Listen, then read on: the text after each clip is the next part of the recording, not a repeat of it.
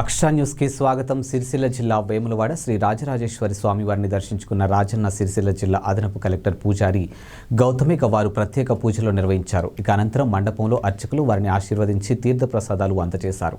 ఈ కార్యక్రమంలో ఆలయ సహా కార్యనిర్వహణ అధికారి పర్యవేక్షకులు బ్రహ్మన్న గారి శ్రీనివాస్, ప్రోటోకాల్ పర్యవేక్షకులు సిరిగిరి శ్రీరాములు, తహసీల్దార్ మహేష్లు పాల్గొన్నారు.